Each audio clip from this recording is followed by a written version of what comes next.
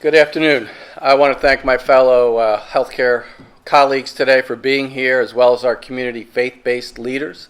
As a mission-driven organization rooted in our proud 153-year history of celebrating diversity, we wanted to hold this Prayers for Solidarity and Peace today as a recognition of the power of prayer to help heal even the deepest of wounds caused by the recent events in our country. Over the past several months, as we move through the worst parts of the coronavirus pandemic here at St. Joseph's and throughout New Jersey and the United States, certainly here, faith and prayer have certainly played a huge role for our frontline team members who witnessed so much pain and loss. Without that, it would have been difficult to get through the days, weeks, and months of unprecedented stress experienced by everybody. In times of such stress and uncertainty, it's natural to look for answers or reasoning behind what's happening in our lives. But sometimes there's no clear answers. And this is when prayer gives us a way to manage through those storms, under the fire from chaos on numerous fronts, when eventually we'll see a clearer path ahead. Today we're facing exactly that, battles on numerous fronts, from the global pandemic and pressures of economic loss that have impacted communities of color much harder, to the pain and outcry of social inequality. It could not be clearer that the senseless death of George Floyd is simply unacceptable. There's no place for racism in our communities, and we're all called to step up and voice our opinions.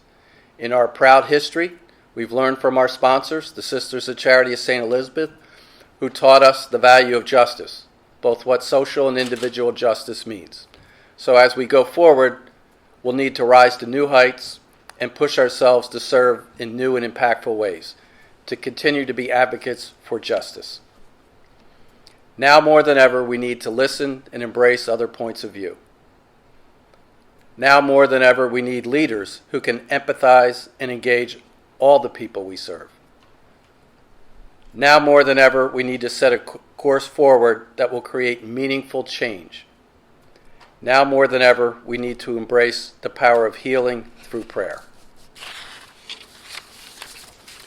Given the severity of the issue and how it resonates through people of all races, creed, and color, we clearly understand and support the need for our community members to express themselves freely through peaceful demonstrations. It's our hope that today's Prayers for Solidarity and Peace will be a healing presence for many in our community who are in the grips of such difficult times.